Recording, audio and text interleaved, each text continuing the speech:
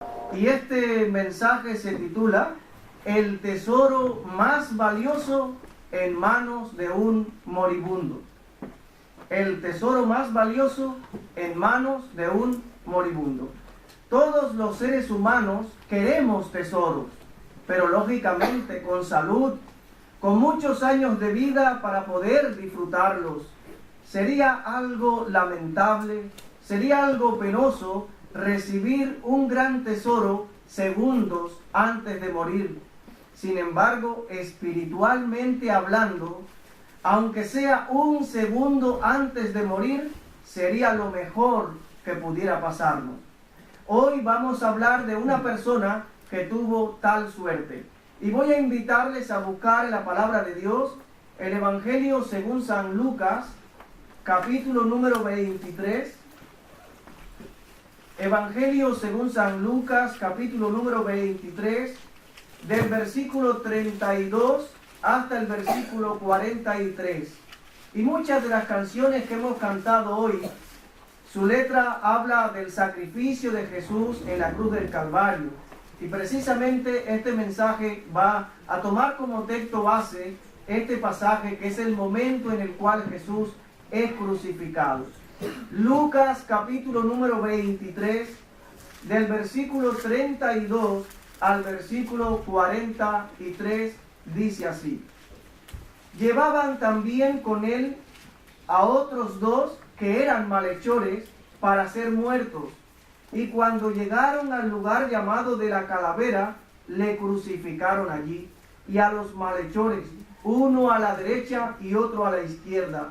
Y Jesús decía: Padre, perdónalos, porque no saben lo que hacen. Y repartieron entre sí sus vestidos, echando suertes. Y el pueblo estaba mirando, y aún los gobernantes se burlaban de él, diciendo: A otro salvó, sálvese a sí mismo, si este es el Cristo, el escogido de Dios. Los soldados también le escarnecían, acercándose y presentándole vinagre, y diciendo: Si tú eres el rey de los judíos, sálvate a ti mismo. Había también sobre él un título escrito con letras griegas, latinas y hebreas: Este es el rey de los judíos. Y uno de los malhechores que estaba colgado le injuriaba, diciendo: Si tú eres el Cristo, sálvate a ti mismo y a nosotros. Respondiendo el otro le reprendió, diciendo: ¿Ni aún temes tú a Dios, estando en la misma condenación? Nosotros a la verdad justamente padecemos, porque recibimos lo que merecieron nuestros hechos, mas éste ningún mal hizo. Y dijo a Jesús: Acuérdate de mí cuando vengas en tu reino. Entonces Jesús dijo: De cierto te digo que hoy estarás conmigo en el paraíso. Bueno, es un pasaje muy conocido. Es el momento en el cual Jesús es crucificado. Vamos a centrarnos en esta historia en el malhechor arrepentido. Ya vemos que este pasaje simplemente nos dice que eran dos malhechores. O sea, el dato biográfico que tenemos en esta porción de la Escritura es que eran dos malhechores. Dice el versículo 32. Llevaban también con él a otros dos que eran malhechores para ser muertos. Pero si miramos en un texto paralelo, en Mateo capítulo número 27, y dejen siempre marcado Lucas capítulo 23, porque estaremos siguiendo y regresando a este pasaje. En Mateo capítulo número 27, versículo 44, encontramos un pasaje paralelo a este de Lucas 23 y que nos da un detalle más.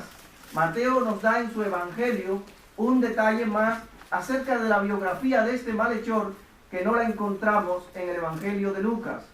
Dice Mateo capítulo número 27, versículo 44: Lo mismo le injuriaban también los ladrones que estaban crucificados con él.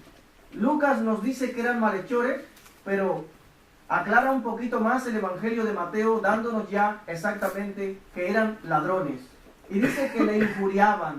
Y esa expresión le injuriaban significa que le insultaban, que le ofendían, que le deshonraban, que estaban allí burlándose de Jesús, mientras ellos también eran crucificados al lado de Jesús.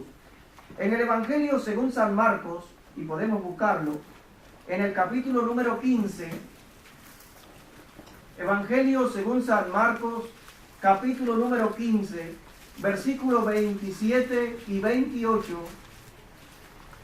encontramos también el texto paralelo a Lucas 23.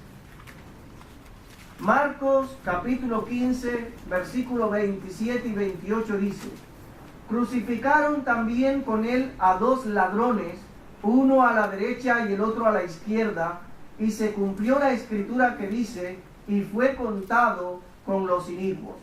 Es decir, que tenemos ya el dato de que estos malhechores que están siendo crucificados con Jesús son ladrones. Ahora imaginemos que estamos frente a este momento en el cual están crucificando a Jesús con un malhechor, con un ladrón a cada lado. Imaginemos que estamos contemplando eso y estamos notando que aparentemente están teniendo un mismo final tres vidas quienes fueron muy distintas. Sabemos que Jesús vivió una vida sin pecado, que Él nunca quebrantó la ley de Dios, pero ahora imaginemos en esta mañana, vamos a imaginarnos, porque no tenemos muchos datos acerca de la vida de estos hombres, pero imaginemos que mientras Jesús está predicando el sermón del monte y las bienaventuranzas, descritas en Mateo capítulo 5, capítulo 6 y capítulo 7, donde Jesús está enseñando a una gran multitud de personas acerca del reino de los cielos, imaginemos que mientras Jesús está predicando este sermón, estos dos hombres están entrando por la puerta de atrás de una casa para hurtar todo cuanto podían. Imaginemos que cuando Jesús está resucitando la hija de Jairo, cuando Jesús está resucitando el hijo de la viuda de Naín, cuando Jesús está resucitando a su amigo Lázaro, estos dos hombres están ocultos en el camino que desciende entre Jerusalén y Jericó, y mientras las personas van por allí con mercancía, se lanzan sobre ellos, le hurtan todo lo que tienen, lo golpean, lo dejan tirado ahí medio muerto y se marchan, como Jesús nos enseña en la parábola del buen samaritano. Imaginemos que estas personas eran uno de ellos. Imaginemos también que cuando Jesús está convirtiendo el agua en vino, o cuando Jesús está alimentando a 5,000 hombres, sin contar mujeres y niños, multiplicando los panes y los peces, estos dos hombres están entrando en el granero de una casa para hurtar la cosecha de un pobre campesino que ha podido reunir sus granos para el año, y estos hombres entran a escondidas para robarle a un pobre campesino. Esta es la situación, y nos encontramos frente a estas tres cruces y aparentemente creemos que tienen un mismo final, tres vidas quienes fueron tan distintas. Pero vamos a concentrarnos, vamos a centrar nuestro estudio en este ladrón arrepentido. Miremos este ladrón moribundo. Este hombre estaba recibiendo el justo castigo que merecían sus pecados como consecuencia de su maldad. Serían aproximadamente las 9 de la mañana cuando le clavaron en la cruz.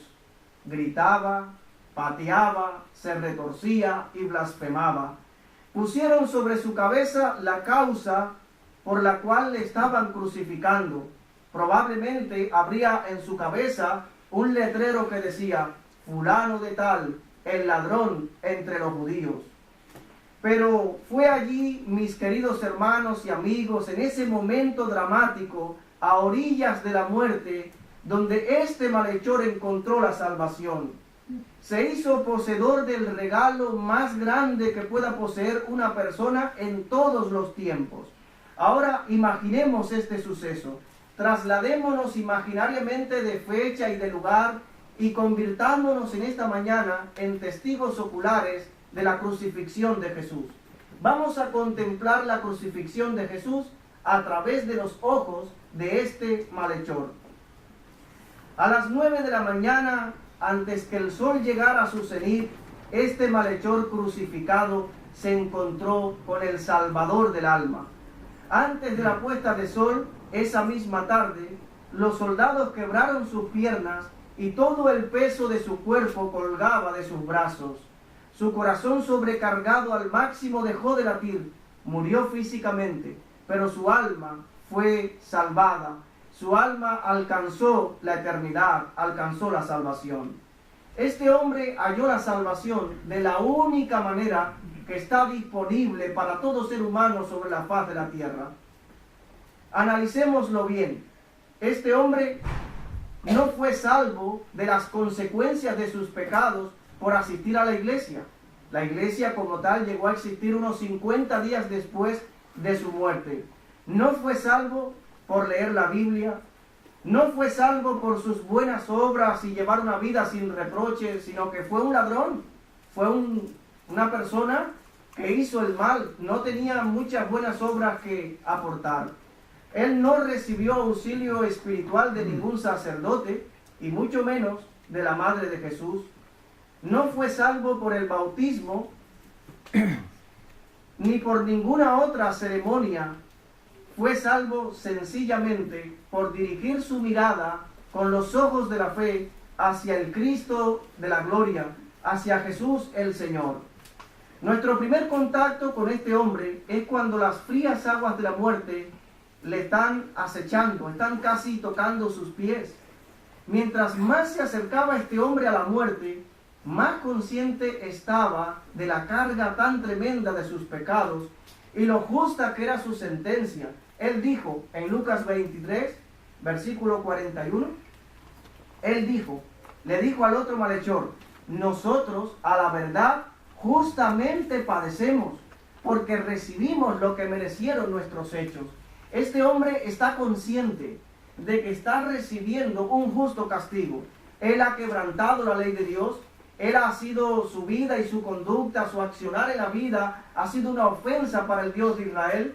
Él no se considera que es digno de ser llamado un hijo de Abraham, sino que él llevó una vida de pecado. Y ahora está ahí arrepentido. Está arrepentido. Está sabiendo de que está recibiendo el justo castigo. Sus pecados, algunos de ellos eran conocidos por las personas que estaban presentes, e incluso su letrero encima de la cabeza lo anunciaba. Pero había muchos más pecados que él había cometido y que solamente él conocía. Cosas que hizo que nunca le contó a nadie, cosas de las cuales hizo pero que nunca salió a la luz, pero que él sí las conocía, y su propia conciencia ahí en ese lugar, ahí a orillas de la muerte, su propia conciencia comienza a acusarle y comienza a darse cuenta que estaba recibiendo un justo castigo, que él era merecedor del castigo de Dios porque él violó la ley de Dios. También habrían pecados de omisión, es decir, de cosas buenas que dejó de hacer y no las hizo. Porque recordemos que Dios no tan solamente quiere que sus hijos se abstengan de hacer el mal, sino que Dios quiere que hagamos el bien. Y la Biblia dice que el que sabe hacer lo bueno y no lo hace, le es pecado. Es decir, que ahí en su conciencia y en lo profundo de su ser, este hombre estaría conversando consigo mismo y estaría recordando todas esas malas actitudes de la vida, y ahí segundos antes de morir estaría tratando de ponerse a cuentas con el Dios verdadero, con el Dios de la nación de Israel, con el Dios que creó el universo. Este hombre sabe lo que dice Romanos 6:23, la paga del pecado es la muerte. Alguien habrá orado por este hombre. Hoy en día sabemos que Jesús lo hizo. En Mateo capítulo 5, versículo 44, vamos a buscarlo. Jesús enseñó algo. En Mateo capítulo 5, versículo 44, y deje siempre marcado Lucas 23. En Mateo capítulo número 5, versículo 44, Jesús enseñó lo siguiente. Él dijo, Mateo 5, 44. Mateo 5, 44 dice: pero yo os digo, amad a vuestros enemigos, bendecid a los que os maldicen, haced bien a los que os aborrecen, y orad por los que os ultrajan y os persiguen. Y si estos hombres estaban burlándose de Jesús, si estaban insultando a Jesús, pues lógicamente Jesús, que vive lo que enseña, estaría orando por ellos. Jesús siempre practicó lo que enseñó, y mientras le clavaban en la cruz, dice el versículo 33, de Lucas 23, en el versículo 34, dice, Jesús dice, Padre, perdónalos porque no saben lo que hacen. Podemos estar seguros que mientras estos ladrones le insultaban, le maldecían, más Jesús oraba por ellos. De pronto uno de ellos dejó de insultarle y le vio como el Mesías esperado, como el Salvador tan deseado. El malhechor se ve al lado de Cristo, contempla el rostro de Jesús todo desfigurado, fija su vista en el rostro de Jesús, todo dañado por los látigos, levanta la vista y ve la corona de espinas en su cabeza, símbolo elocuente de la maldición. Levanta aún más la vista y ve el letrero que hay encima de su cabeza, donde dice en el versículo 38, pero en otros pasajes paralelos dice, este es Jesús de Nazaret, el Rey de los judíos. Mientras más contemplaba a Cristo, más quieto y pensativo se ponía. Vio santidad en la persona de Jesús, vio paz, vio deidad en el rostro de Jesús.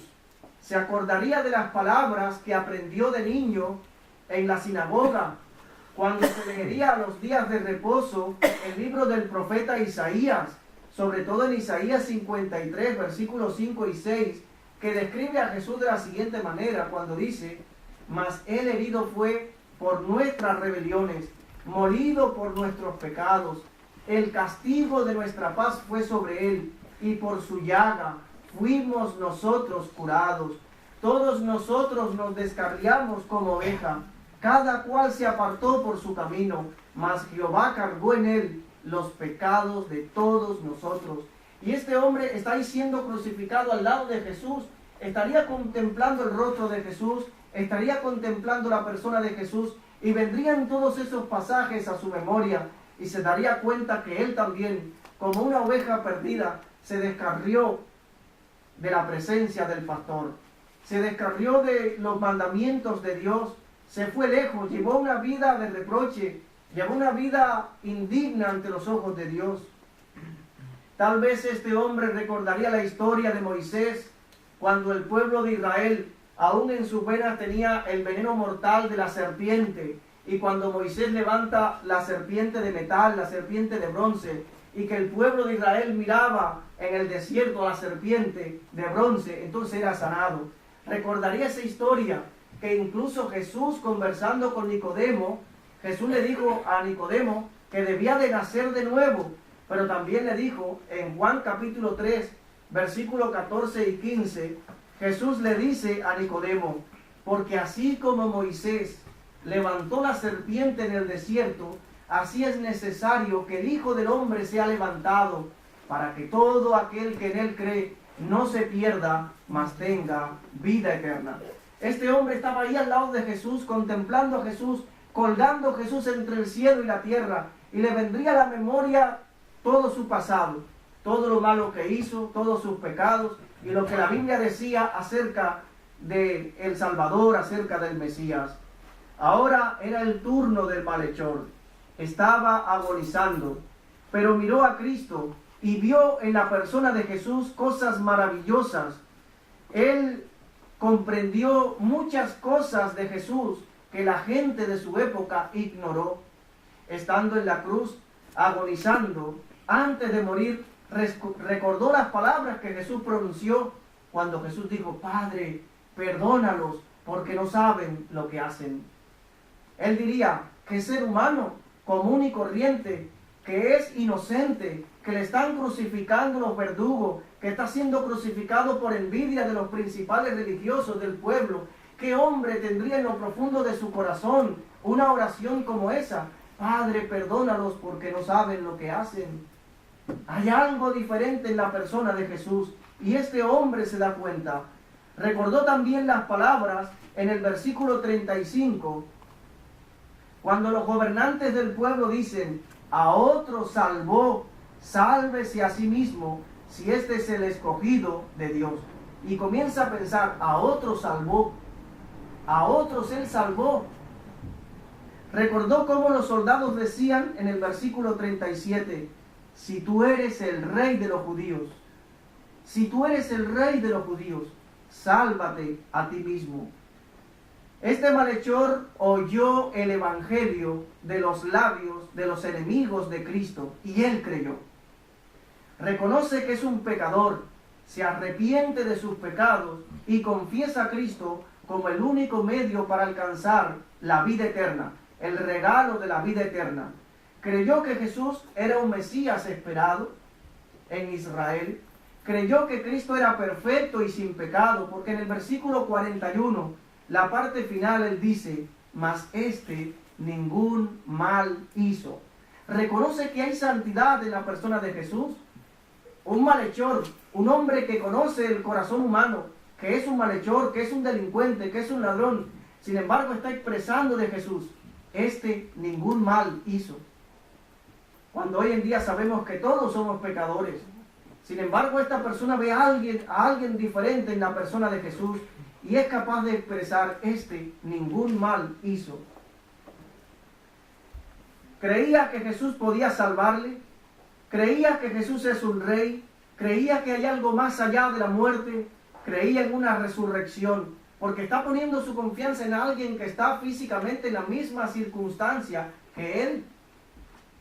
Si uno está moribundo, pero poner la confianza en un doctor que está con salud, que está en su plena capacidad mental, bueno, pero poner la confianza en alguien que está en la misma situación que uno, e incluso peor, porque cuando Jesús es puesto en medio de los tres, para el momento cultural, para el momento de la época, simbolizaba que Jesús era el peor.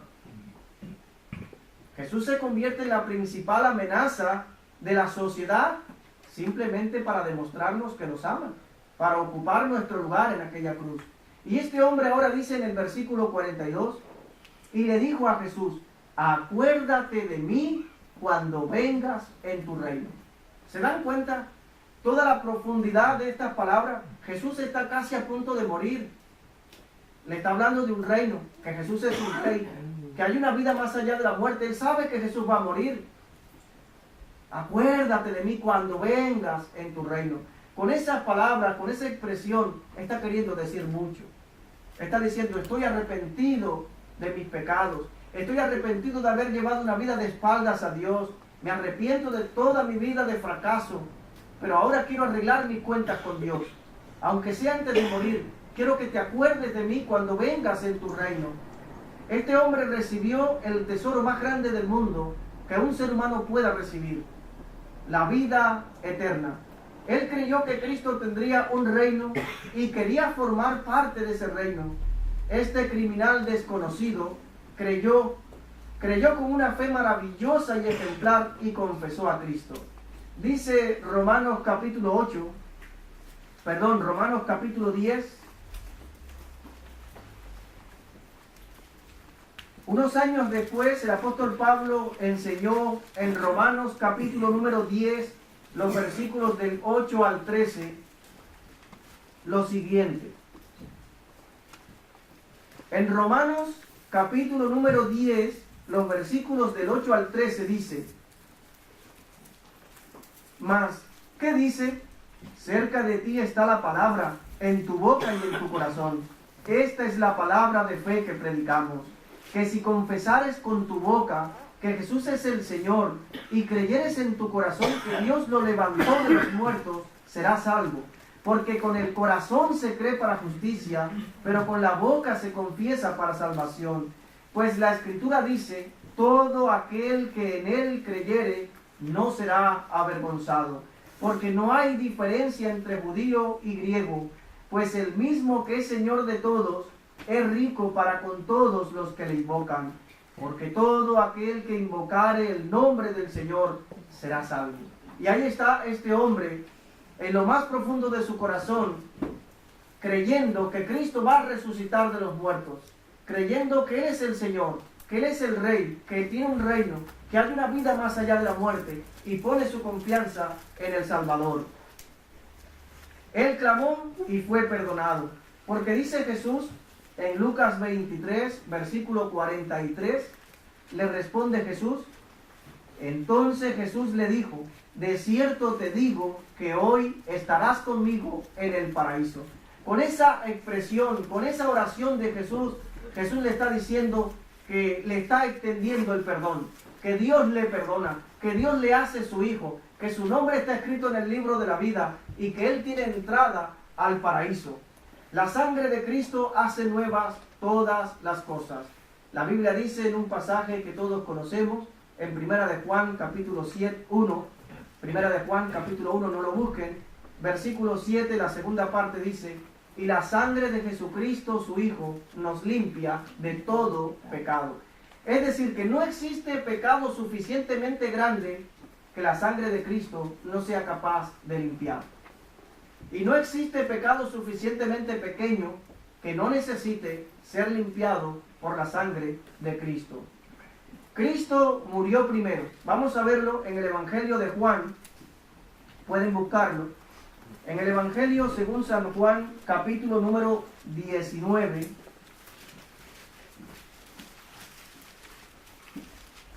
En el Evangelio de Juan, capítulo número 19, los versículos del 31 al 33 dicen así.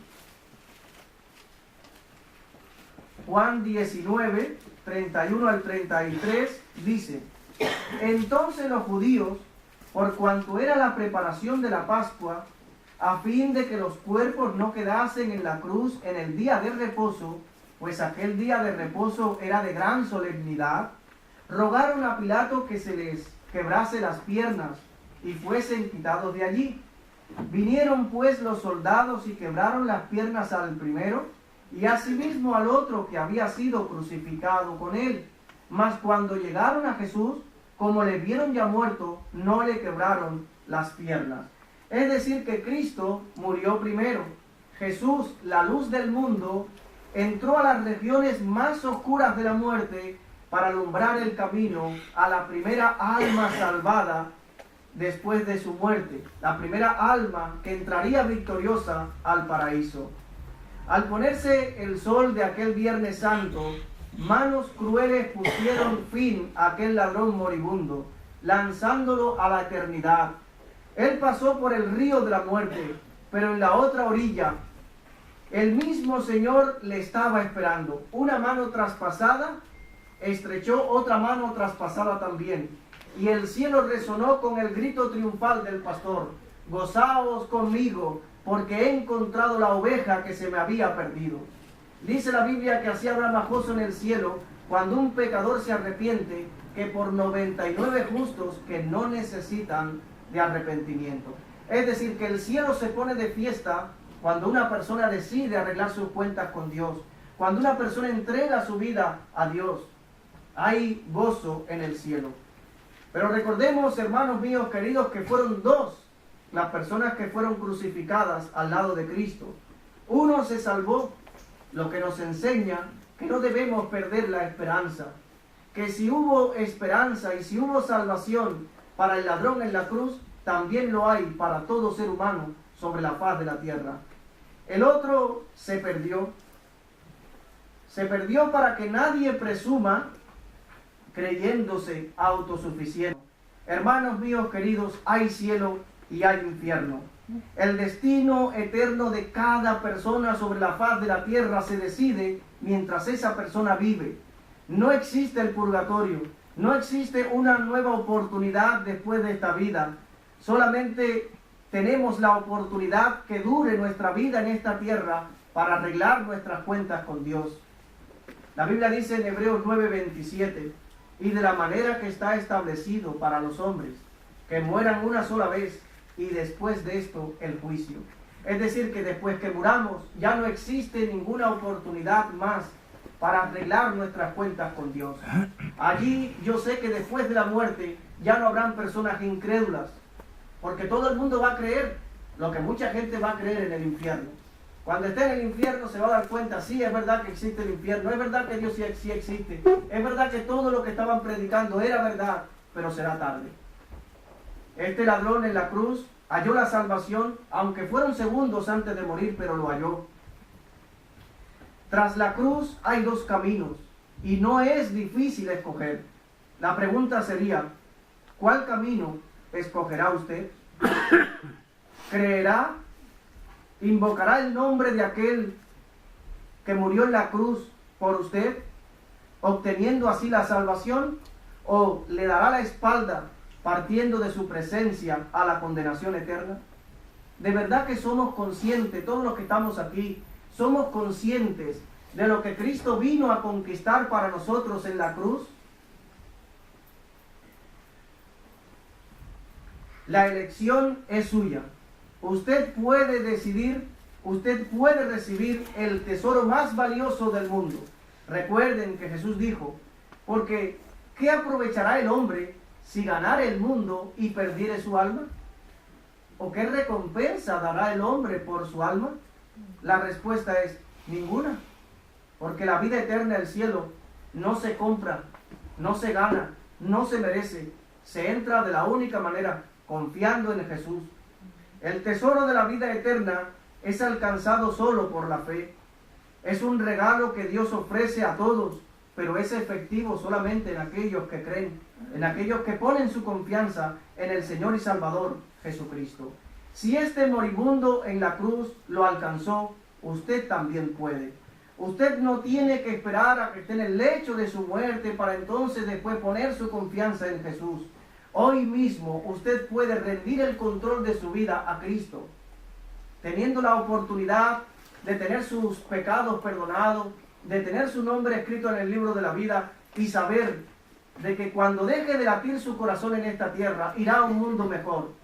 Para cada uno de nosotros el Señor Jesucristo dice, hoy estará conmigo en el paraíso.